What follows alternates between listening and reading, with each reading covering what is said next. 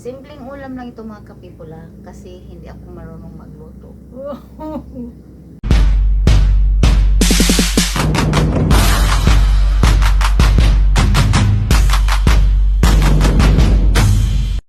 Luto tayo for today ng adobong ano. Nalagyan na ako dito ng ano, ng isa, muda at saka kalamansi. Pinakuluan ko muna siya ng kainin lang tapos ito muna nilagyan ng mantika. Ngayon lang kain na lang.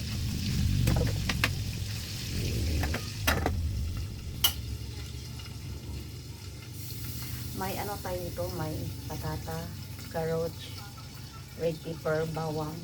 Naubusan na kasi ako ng ano, naubusan na ako ng onion. At saka maglagay rin tayo ng chicken cubes.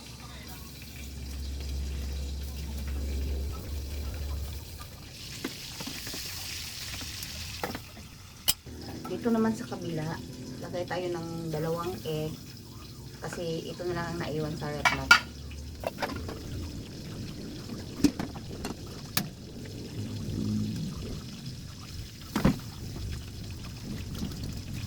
Hello Ma'am Sandra, good morning. Good morning Ma'am Sandra. Luto tayo for today. Thank you so much always Ma'am Sandra for support. Sa inyong lahat dyan, thank you so much.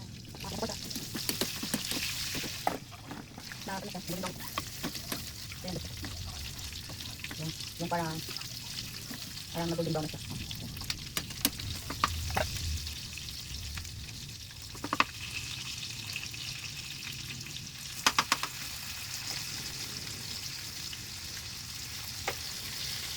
Maraming nilalagay ko na patata kasi ang sarap yung patata.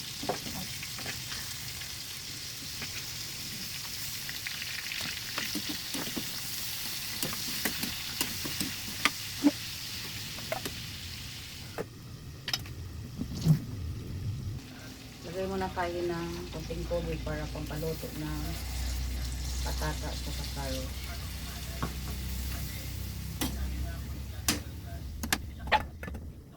Naman sa cup, maglagay tayo ng konting tubig.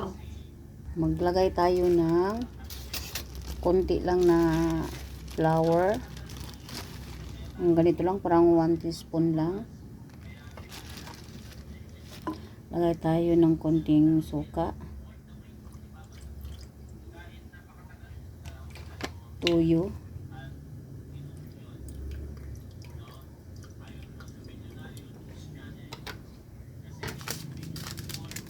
Seasoning. Bakit ganitong pagkahiwa nito?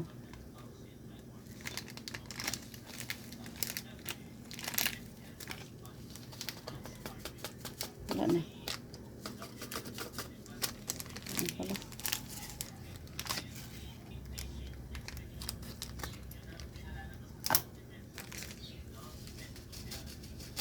Ay, nadamihan tuloy. Ay nako. Tsansan nyo lang yung mga kapipol ha.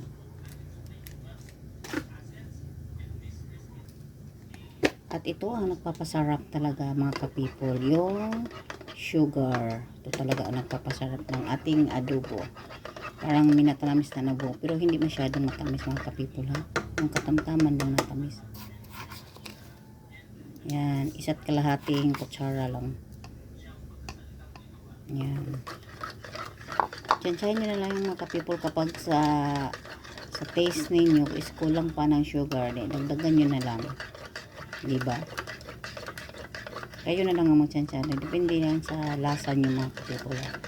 Sa akin kasi yung katamtaman lang na tamis. Yung naghahalo yung sweet and sour charing.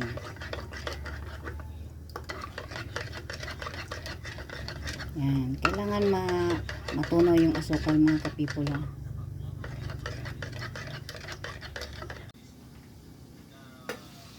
So, luto na ang ating manok.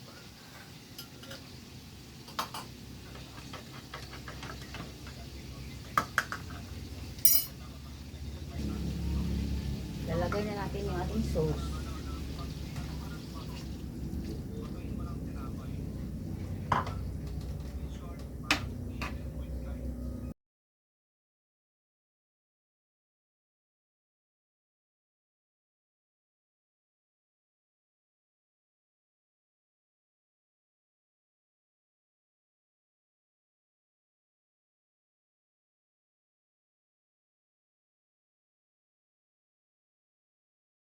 Simpleng ulam lang ito mga kapipula kasi hindi ako marunong magluto. Yan, simpleng ulam lang po para sa amin. Pero masarap na yun para sa amin.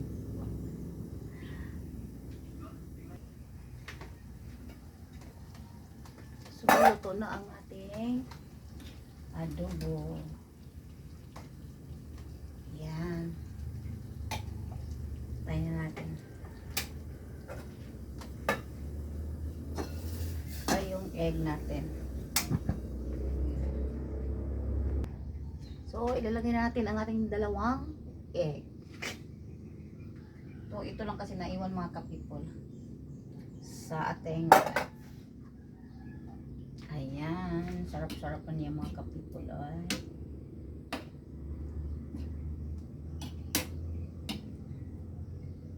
Wow, thank you so much for watching. So, ilalagay na natin sa ating bowl. Sobrang sarap.